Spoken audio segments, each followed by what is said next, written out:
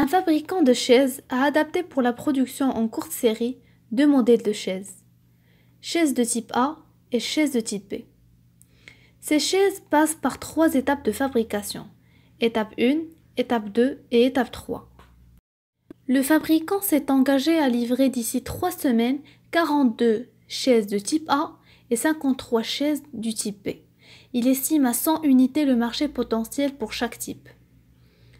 Voici le tableau résumant les infos concernant ces deux types de chaises. Vous aurez besoin de ce tableau pour déterminer les variables de décision et les contraintes. Dans cet exercice, je vais vous donner la démarche pour que vous puissiez après résoudre n'importe quel problème de programmation linéaire. Donc, l'information importante est le nombre de chaises de type A, XA, et le nombre de chaises B, XB, à fabriquer d'ici 3 semaines. XA et XB sont dites variables de décision. La question est la suivante. Quel profit ce fabricant retirera-t-il de la vente de ces chaises? Donc, le profit total sera donc Z est égal à 450 XA plus 800 XB. Il y a bien sûr des empêchements naturels, appelés contraintes. On a des contraintes de demande, les commandes fermes, le nombre de chaises du type A, il doit être supérieur à 42, et le nombre de chaises de type B, il doit être supérieur à 53. On ne doit pas excéder le marché potentiel, XA doit être inférieur à 100, de même XB. Les contraintes de l'opération 1, le temps utilisé ne peut pas excéder les 250 heures disponibles, donc on a 1,5 XA plus 2 XB doit être inférieur à 250.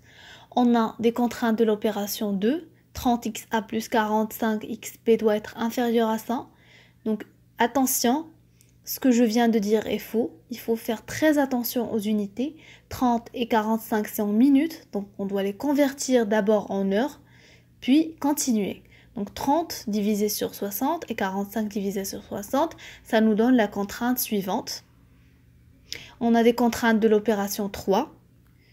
2XA plus 3XB doit être inférieur à 327. On a des contraintes de non-négativité et d'intégrité. XA et XB doivent être supérieurs à 0 et des entiers. On ne doit pas y avoir une demi-chaise, quoi. Donc, voici notre modèle final. La fonction objective doit être écrite tout d'abord. Et puis, cette fonction, elle est soumise aux contraintes numérotées, de cette manière-là. Le problème est qualifié de linéaire. Mais à quelles conditions on doit obéir un modèle pour être déclaré linéaire? Donc, le modèle, il doit comporter une fonction objective, qu'il s'agit soit de maximiser, soit de minimiser. La fonction objectif et les membres gauche des contraintes doivent être écrites comme des sommes, dont chaque terme est un produit d'une constante et d'une variable. Chaque variable est soumise à une contrainte de non-négativité. Le modèle ne comporte pas de contraintes écrites sous forme d'inéquation stricte. Et aussi, on suppose que tous les paramètres qui apparaissent dans le modèle sont déterminés et sont connus avec précision. Donc, dans la description, vous trouverez l'énoncé de l'exercice ainsi que le corrigé. Pour plus de cours et d'exercices, abonnez-vous et cliquez sur la cloche. À très bientôt!